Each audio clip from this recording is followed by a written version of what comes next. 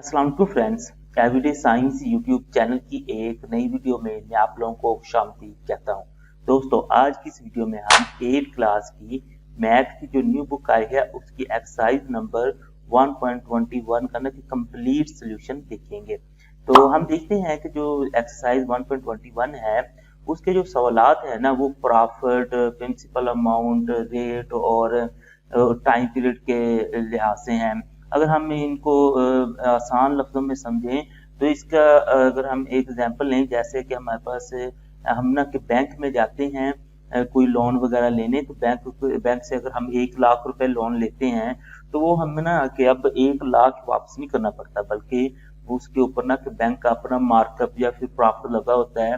तो उसकी ना कैलकुलेशन वो करते हैं कि आपने ये लोन ले लिया, अब इसको आप लोग कितने कितने देर में वापस करेंगे, तो उस हिसाब से उसकी कैलकुलेशन होती है। इस पूरी एक्सरसाइज में ना कि हम उन चीजों की ना कैलकुलेशन करेंगे। अगर हम ना कि देखें ये जो पूरी एक्सरसाइज है इसमें ना कि 4 मुख्तलिफ चीजें हैं। अब यानी कि या तो हमारे पास मार्कअप या प्रॉफिट दोनों में से कोई एक चीज होगी, या तो मार्कअप का लफ्ज इस्तेमाल होगा या फिर प्रॉफिट का लफ्ज इस्तेमाल होगा। और फिर हमारे पास एक प्रिंसिपल अमाउंट आती है, फिर रेट आता है, फिर टाइम आता है। अगर हम सारी चीजों को समझें तो ये फिर हम पूरा फार्मूला हमारे ना समझ में आ जाएगा। तो अगर फॉर एग्जाम्पल हमने बैंक से 1 लाख रुपए ना के कर्जा लेते हैं, तो जो 1 लाख रुपए है यानी कि जो बैंक से ओरिजिनल उनसे ना हमने जो रकम ली है वो उसकी प्रिंसिपल अमाउंट होती है। तो इस तरह आपके जो जितने भी ये सवालात आप लोग हल करेंगे उनमें जो ओरिजिनल रकम आएगी उसे हम प्रिंसिपल अमाउंट कहेंगे। दूसरे नंबर पर होता है कि अब बैंक से हमने ना के पैसे ले लिए।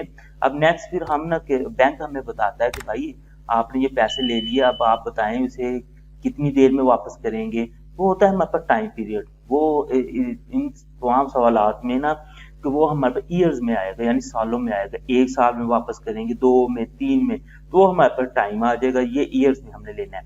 और थर्ड हमारे पास है फिर जब हम बता देते हैं कि हमने फादर पे 1 लाख रुपया लेना है और हम ना कि 3 साल में वापस करेंगे, तो वो फिर ना कि रेट बताते हैं कि आपको ये रेट लगेगा। ये बैंक बताता है कि अब आपने जब वापस करने हैं तो 3% के हिसाब से हम अपना प्रॉफिट लेंगे, 4% के हिसाब से लेंगे, 5% के हिसाब से लेंगे। वो रेट होता है, वो परसेंटेज में आता है। अब नेक्स्ट है कि उनके अब 1 लाख रुपए अगर हमने ले लिया, ये सारी चीजों से हम कैलकुलेट करके, तो वो हमें बता देगा कि ये जो उसके ऊपर प्रॉफिट या मार्कअप होगा वो 10,000 रुपए होगा, 20,000 रुपए होगा, तो वो ये मार्कअप या प्रॉफिट में आ जाता है। अब इसी को अगर हम एक इसको ना देखें तो हर फार्मूले में ना अब हम ये चीजें तो नहीं लिखेंगे। हम प्रिंसिपल अमाउंट की जगह पी इस्तेमाल कर लेंगे, रेट की जगह आर इस्तेमाल कर लेंगे, और टाइम की जगह हम ना टी इस्तेमाल कर लेंगे। और मार्कअप या प्रॉफिट जो भी होगा हम इसको उसी तरह लिख देंगे। अगर सवाल में मार्कअप का लफ्ज इस्तेमाल हुआ है तो हम मार्कअप लिख देंगे, अगर प्रॉफिट का लफ्ज इस्तेमाल हुआ है तो हम प्रॉफिट लिख देंगे।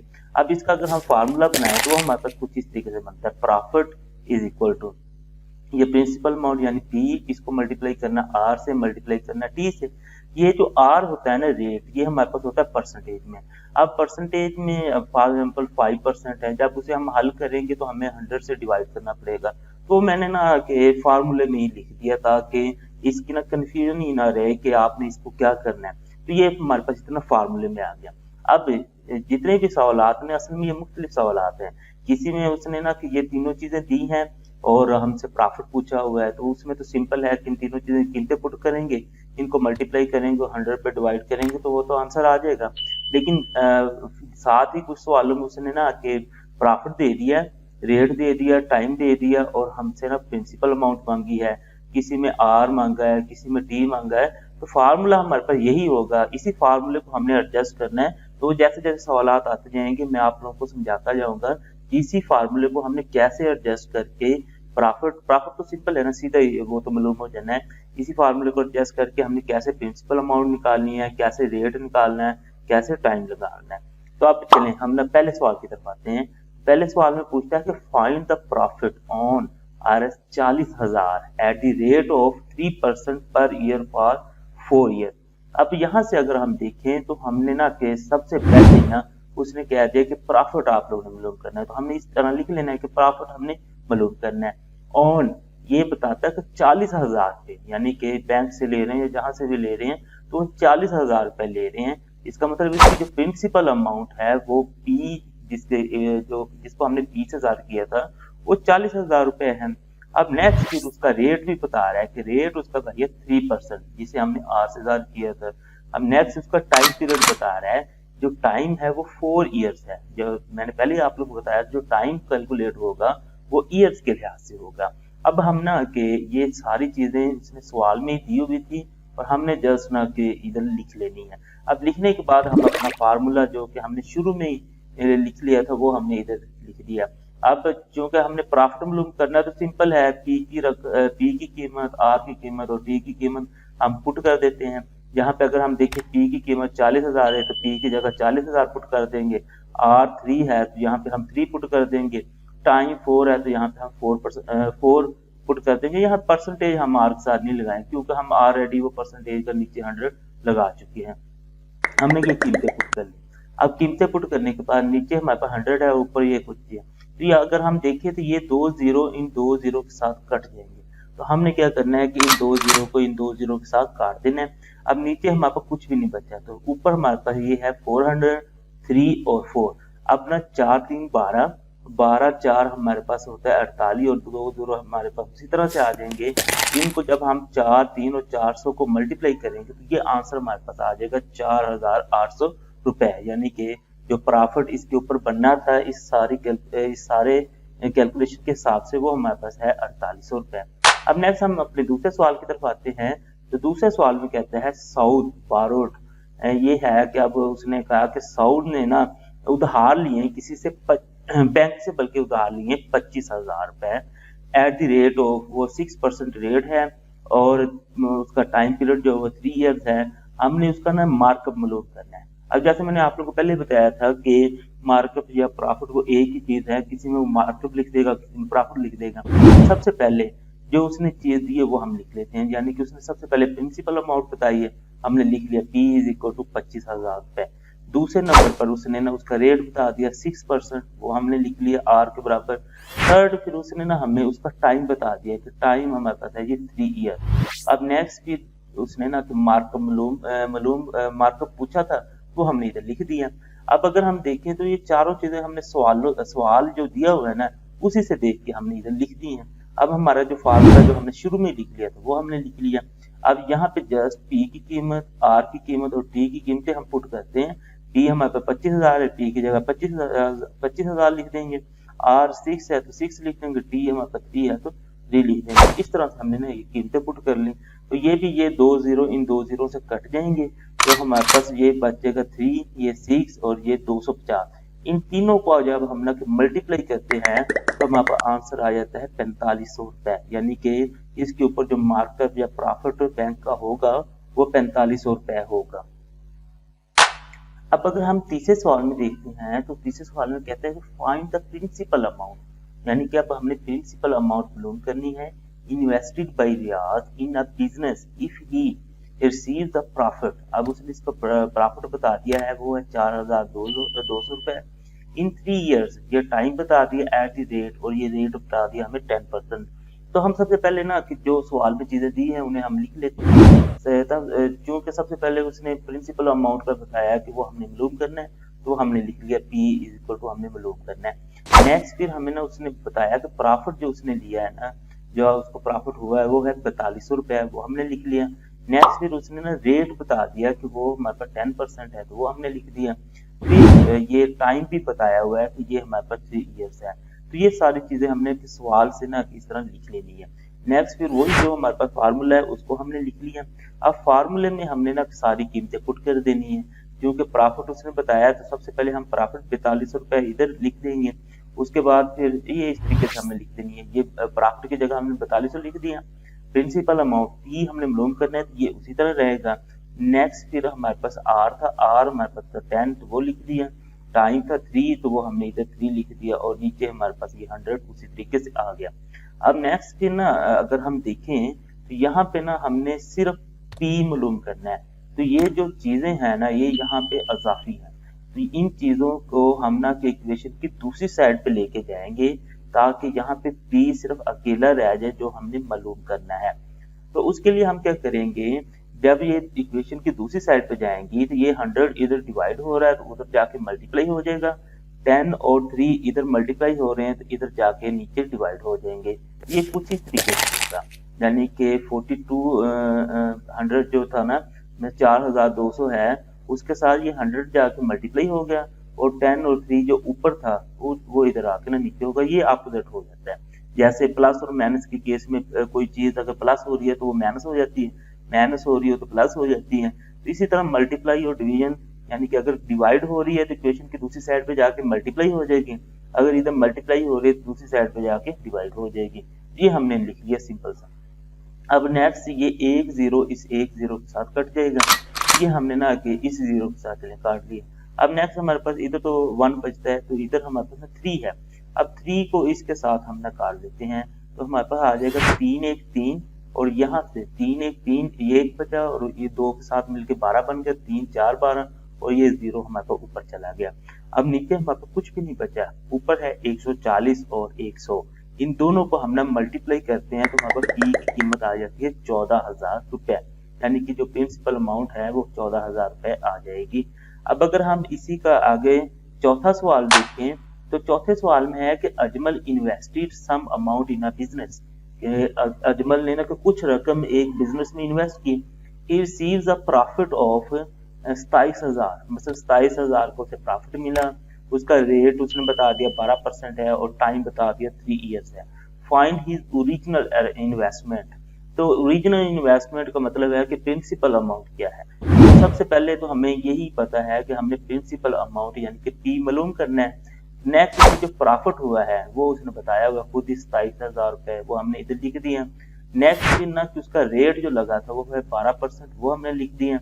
नेक्स्ट फिर उसने ना कि टाइम पीरियड बताया कि 3 इयर्स का है। तो ये तो सारी चीजें हमने सवाल से लिख ली। अब नेक्स्ट वही जो हमारा फार्मूला हम इस्तेमाल करते आ रहे हैं तो वो हमारे पास फार्मूला आ गया। अब यहाँ पे ना कि कीमतें पुट कर देने, प्रॉफिट की जगह 27,000, पी उसी तरह रखना है क्योंकि ये मालूम करना है, आर की जगह 12 आ जाएगा और पी की जगह हमारे पास 3 आ जाएगा। ये हमने कीमतें पुट कर ली। तो ये अब चूंकि हमने पी मालूम करना है तो बाकी सारी चीजें हम इक्वेशन की दूसरी साइड पे लेके जाएंगे। तो ये 100 इधर हमारे पास डिवाइड हो रहा है, इधर हमारे पास डिवाइड हो रहा है तो दूसरी साइड पे जाके इसने मल्टीप्लाई हो जाना है। इधर 12 और 3 हमारे पास मल्टीप्लाई हो रहे हैं तो इधर आके ना डिवाइड हो जाएंगे। तो ये इस तरीके से इक्वेशन बन जाएगी, यानी कि ये 100 उधर चला जाएगा मल्टीप्लाई में और ये 12 और 3 हमारे पास इधर ना नीचे आ जाएंगे। तो अब हम ना इन्हें काट लेते हैं। सबसे पहले ना हम ना 3 को काटते हैं, 3 1 3 आ जाएगा यहाँ से, 3 9 27 और बाकी ये जो 3 0 ये उसी तरीके से आ जाएंगे। नेक्स्ट फिर हम ना कि इसको काटते हैं दोबारा, तो ये हमारे पास होता है 4 3 12, ये 3 3 9 आ जाता है और ये 3 0 उसी तरीके से आ जाएंगे। नेक्स्ट फिर हम ना इस 4 को काट लेते हैं, तो ये 4 1 4 आ जाएगा, यहाँ से 4 7 28, 2 बचेगा और 0 हमारे पास 20 बन जाएगा, 4 5 20 और ये 0 उसी तरीके से आ जाएगा। अब नीचे हमारे पास कुछ नहीं बचा, ऊपर ये 750 और हमारे पास 100 बच गए हैं। इन दोनों को हम ना कि मल्टीप्लाई करेंगे और मल्टीप्लाई करने के बाद हमारे पास आंसर 75,000 रुपए आ जाता है। इस यानी चौथे सवाल का जवाब 75,000 रुपए आ गया। अब नेक्स्ट हम 5वां सवाल देखते हैं। 5वें सवाल में कहता है एट व्हाट एनुअल रेट, यानी कि अब हमने रेट मालूम करना, आर मालूम करना। Eight what annual rate of markup would RS 6,800 amount become 9,044 in 11 years time. अब यहाँ पे ना कि एक दो और चीजें ना हमारे पास टेक्निकल हैं, उसे आप लोगों ने ना के सोच के करना है। अब सबसे पहले ये तो हमें पता चल गया कि उसने रेट मालूम करवाना, उसके बाद ये पता चल गया कि उसकी जो असल रकम थी ना वो प्रिंसिपल अमाउंट थी वो है 6,800 रुपए। अब नेक्स्ट फिर ना के टाइम का पता चल गया वो 11 ईयर्स है। अब ये 9,044 जो है ना ये इसका हमें नहीं पता कि ये क्या चीज है। अब असल में वो कहना ये चाह रहा है, अगर हम इसको छोड़ें एक सिंपल एग्जांपल से सोचें तो वो कहता है कि आपके पास 1 लाख रुपए थे, यानी कि 1 लाख रुपए थे और उसको ना आपने 1 लाख रुपए कुछ देर के बाद 1,10,000 यानी कि बैंक से 1 लाख रुपए लिए और उसे आपने बैंक को देना है जी 1,10,000। इसका मतलब है कि जो प्रॉफिट है ना वो हम 1,10,000 में से 1 लाख को माइनस करेंगे तो जो हमारे पास जवाब आएगा वो बैंक का प्रॉफिट होगा, यानी 10,000 रुपए। बिल्कुल उसी तरह ये कह रहा है कि पैसे असल है 6,800 यानी प्रिंसिपल अमाउंट, और वो कुछ देर के बाद वो इतनी बन जाती है। इसका मतलब है कि इसमें जो प्रॉफिट ऐड होगा तो वो इतनी बनेगी। तो यहाँ से अगर हमने प्रॉफिट निकालना है तो हमने 9,044 में से 6,800 को माइनस करना है। चलिए हम शुरू करते हैं। सबसे पहले हमने ना रेट आर मालूम करना है, उसके बाद फिर हमारे पास प्रिंसिपल अमाउंट ये 6,800 है। अब नेक्स्ट हमने प्रॉफिट को कैलकुलेट करना है, तो उसमें से हम ना फिर 9,044 में से प्रिंसिपल अमाउंट को निकाल देंगे, बाकी जो हमारे पास आंसर आएगा वो उसका प्रॉफिट होगा, यानी कि 2,244 रुपए उसका प्रॉफिट है। अब नेक्स्ट ना कि जो टाइम है वो दिया हुआ है 11 ईयर्स, वो हमने लिख लिया। अब बिल्कुल उसी तरीके से हम अपना फार्मूला लिख लेते हैं जो हमने शुरू में देखा था। तो profit is equal to P ज़रब आर ज़रब टी ओवर 100।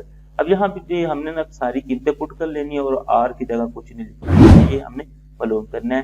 प्रॉफिट लिख लिया वो 2244 है, तो ये पी लिख लिया, आर हमने छोड़ दिया, टी वहां से हमने 11 लिख लिया और 100 हमारे पास उसी तरीके से आ जाएगा। अब ये 100 इधर हमारे पास डिवाइड हो रहा है, उधर जाके मल्टीप्लाई हो जाएगा। ये 11 और 68 100 जो है ये इधर हमारे पास मल्टीप्लाई हो रहा है, दूसरी साइड पे ये बटे के ना नीचे चले जाएंगे। इस तरीके से ना इसको हमने एडजस्ट कर लेना है।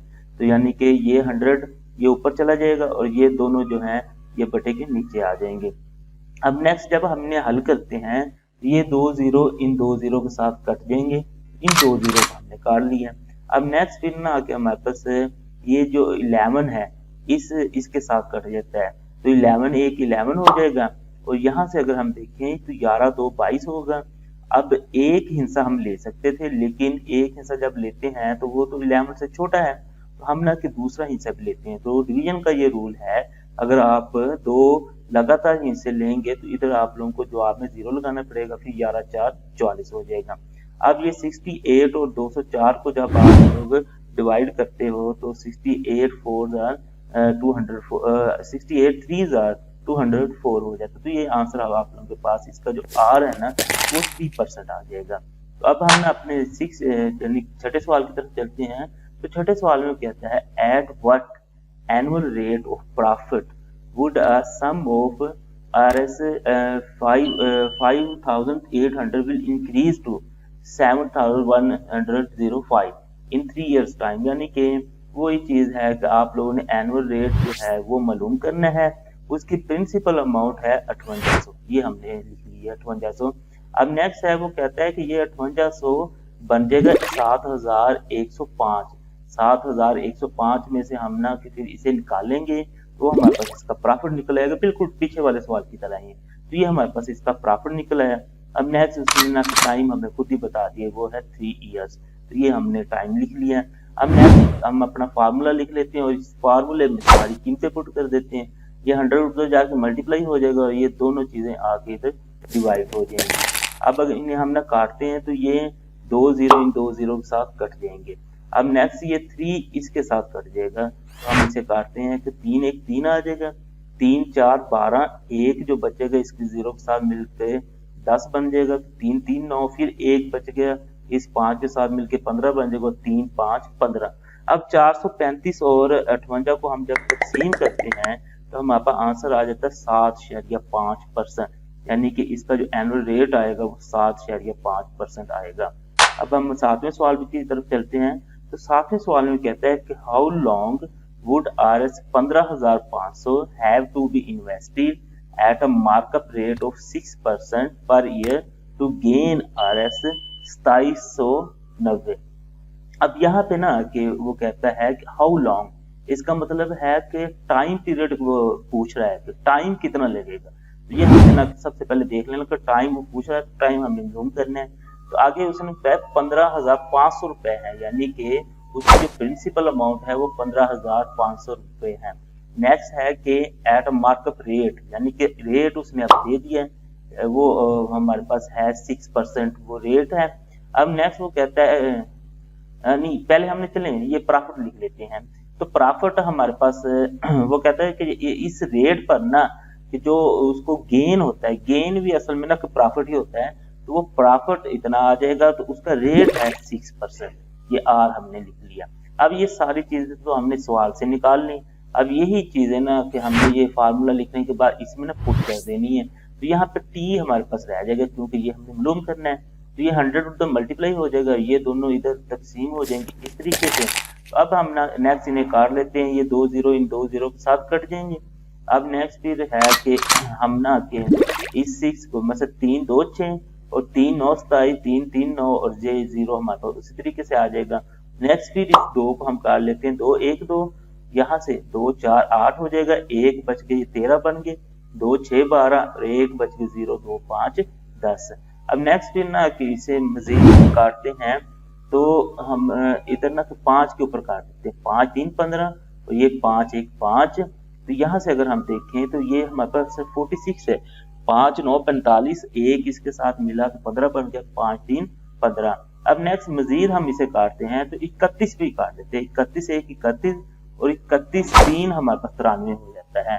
तो इस तरीके से जो आर आएगा वो आ जाएगा टी जो आएगा वो आ जाएगा 3 ईयर्स, यानी कि इसमें हमने ना 3 ईयर्स इसका जो टाइम पीरियड है वो निकल आया है। अब नेक्स्ट फिर अगला सवाल है, उसमें भी यही है कि हाउ लॉन्ग, यानी कि टाइम आपने मालूम करना है। 25,000 रुपए have to be deposited in the bank at 12% rate, 12% उसका रेट है। तो वो कहता है कि अब वापस आपने लेने उससे 31,000 रुपए, यानी कि 25,000 दे के 31,000 लेने हैं। तो इसका मतलब है कि इसका जो प्रॉफिट निकलेगा वो 31,000 में से 25,000 को हमने ना के माइनस करना है, तो वो हमारे पास आ जाएगा उसका प्रॉफिट। ये भी वो जो 2 सवाल पीछे हमने किए थे इसमें भी डायरेक्ट प्रॉफिट नहीं दिया, इसने ना कि प्रॉफिट लगा प्रॉफिट और प्रिंसिपल अमाउंट को प्लस करके आगे हमें दे दिया। तो अगर हमने वहां से प्रॉफिट निकालना है तो उसमें से हमें ना प्रिंसिपल अमाउंट को माइनस करना पड़ेगा। सबसे पहले हम लिखते हैं कि जो टाइम है ना वो हमने मालूम करना है, उसके बाद प्रिंसिपल अमाउंट उसने खुद ही बता दी वो है 25,000 रुपए। नेक्स्ट प्रॉफिट निकलेगा 31,000 में से 25,000 को माइनस करेंगे तो 6,000 हमारे पास प्रॉफिट आ जाएगा।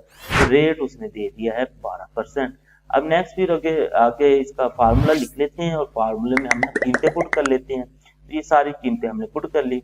अब पुट करने के बाद टी हमने मालूम करना है तो बाकी सारी चीजों को हम इक्वेशन के दूसरी साइड में ले जाते हैं। तो ये 100 इधर जाके मल्टीप्लाई हो जाएगा और ये जो दोनों चीजें ये इक्वेशन के बटे में नीचे आ जाएंगे। अब यहाँ पे हम देखें तो ये 2 0 इन 2 0 से हम काट सकते हैं, ये हमने इस तरीके से काट दिया। फिर नेक्स्ट ये 1 0 इस 1 0 से भी कटता है तो ये भी हमने काट दिया। अब मजीद इसे सिंप्लीफाई करें तो हमारे पास आ जाता है जी 12 1 12। ये थोड़ा बड़े पे आप लोग कर लें, आप छोटे पे भी कर सकते हैं। 12 1 12, 12 5 60 होता तो ये 0 हमारे पास ऊपर चला गया। नेक्स्ट है ये फिर हमारे पास 25 है, 25 1 25 और 25 2 50 आ जाएगा। तो हमारे पास यहाँ पे जो बचेगा ना टी बराबर वो 2 ईयर्स इसका आंसर आ जाएगा। तो इस तरीके से आप लोगों ने देख लिया कि हमने ना कि ये जो पूरी एक्सरसाइज है इसको एक ही फार्मूला इस्तेमाल करके उसी को एडजस्ट करके ना हमने सारे सवाल ना हल कर लिए। उम्मीद है आपको आज की ये वीडियो अच्छी लगी होगी। वीडियो अच्छी लगे तो इसे लाइक करें, इसे अपने दोस्तों के साथ शेयर करें और हमारा चैनल लाजमी सब्सक्राइब कर लें। Thanks for watching. अल्लाह निगहबान।